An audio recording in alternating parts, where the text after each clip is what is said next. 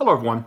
Saturday, December 3rd, 2016. Now, I know what you're saying. Hey, I never do a video on Saturdays, and I normally don't, but today was the second annual Great American Comic Convention. It's today, Saturday, and tomorrow. And I thought, you know what, I'm going to just do a quick video and show people what I picked up, but a couple of thoughts first.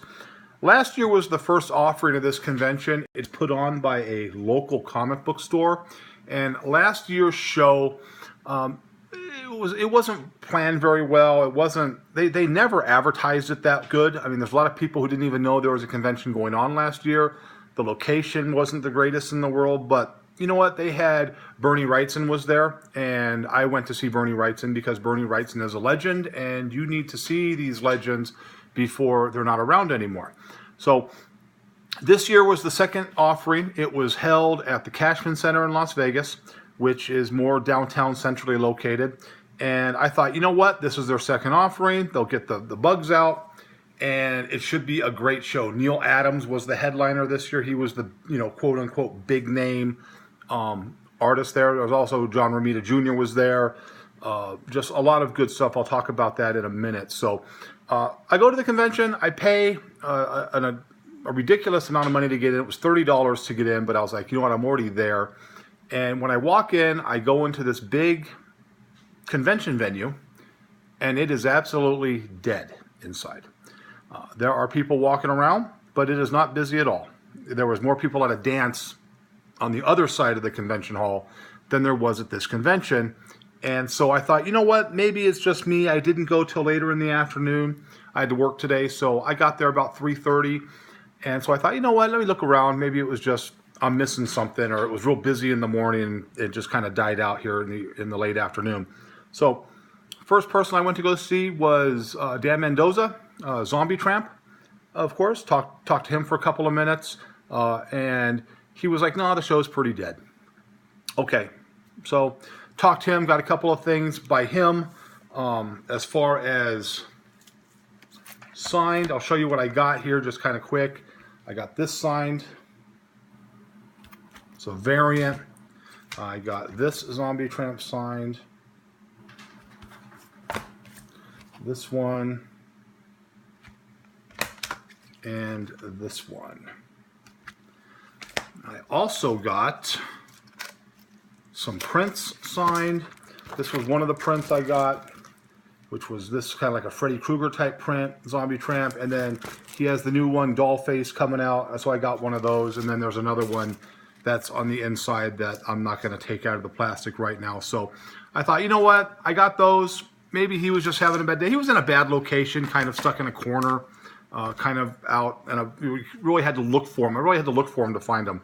So I thought, you know what? Okay, so the next guy I went and walked by Neal Adams' table. Now, Neal Adams is an absolute legend of the industry.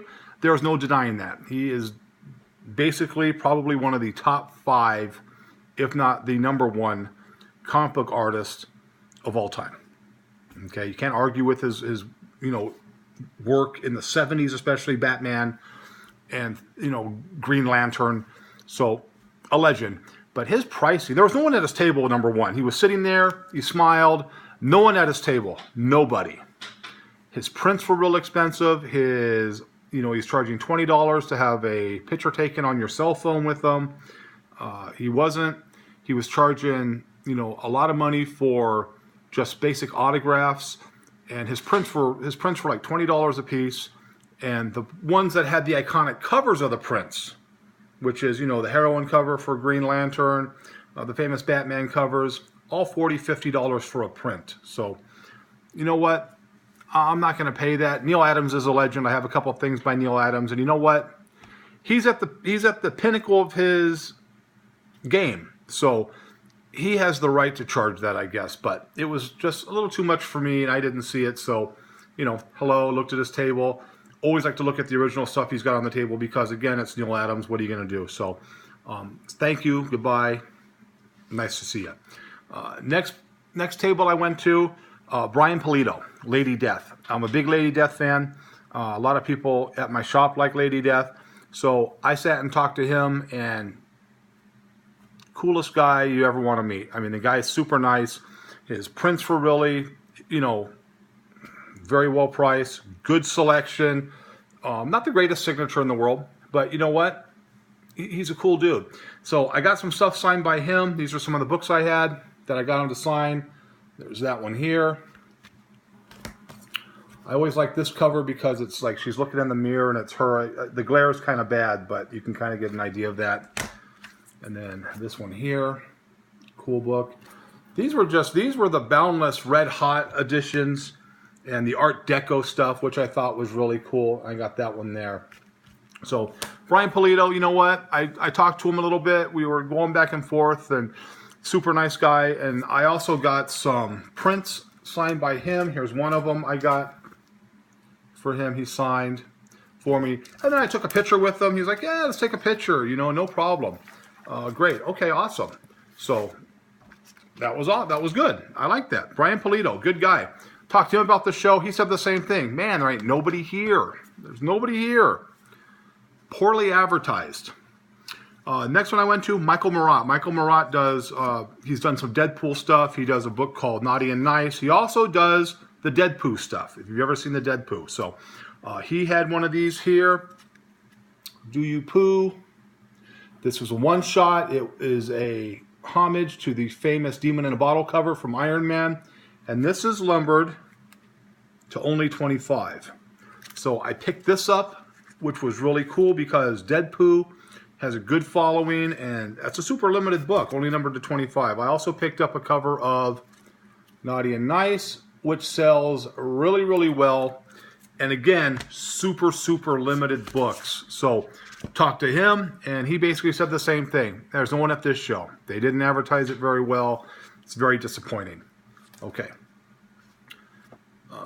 Next person I went to was probably the coolest guy you're ever going to meet, and that is Alan Bellman. If you don't know the name Alan Bellman is an iconic Golden Age pioneer of comic books. Golden Age Captain America, Golden Age Submariner, Human Torch, a lot of the pre-code horror for Atlas Comics in the 50s, and just a really cool guy. And I got this from him here. This was one of his prints he did. And there's a really cool signature by him. Now, he's one of the ones that he's one of the grandfathers of comic book collecting.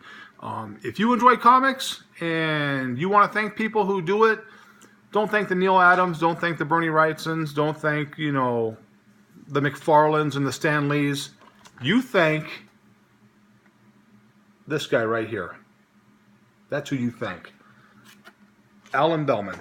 He is a cool dude, and he had nothing bad to say. He was just super nice, and I enjoyed him. I got a picture taken with him, and that's going to be displayed very prominently in my store, along with the picture I took with Brian Pulido, and so that was nice. Next place I went to was John Romita Jr. was there, and he had a big line. Now, Romita's really cool.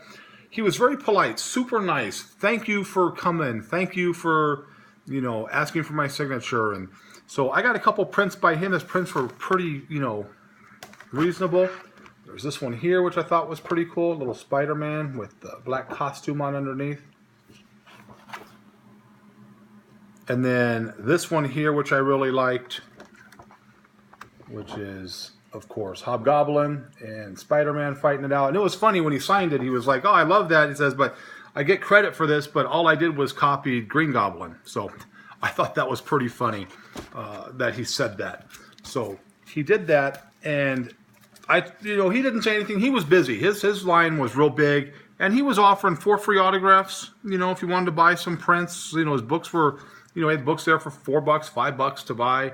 A lot of his newer stuff that he did. And, you know, it was just really cool. His signature is just a JRJR, and he puts the year on the bottom. So that was pretty good. But it's a simple signature. But you know what? It's Romita Jr. He was super nice, and I enjoyed that. So last person I went and saw, Joe Rubinstein, of course. He's done tons and tons of pencil and ink work for over 2,500 books. But of course, one of his most popular he did was with Frank Miller, and it was the miniseries of Wolverine in the 80s. So again, it was slow. There was no one at his table.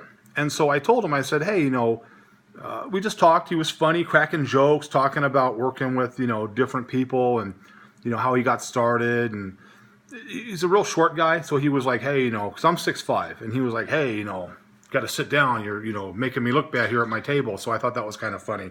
So I was like, you know what? Can you do me just a quick Wolverine sketch? And he was like, yeah, sure.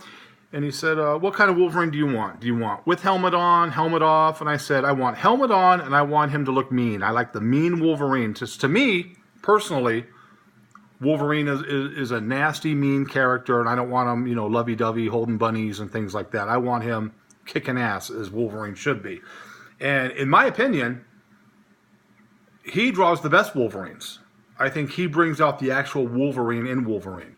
So he said, yeah, come back in 40 minutes.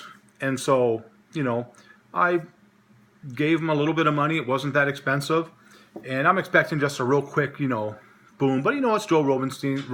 It's going to look real cool. Rubenstein. It's going to look real cool in my shop. And this is what he came up with.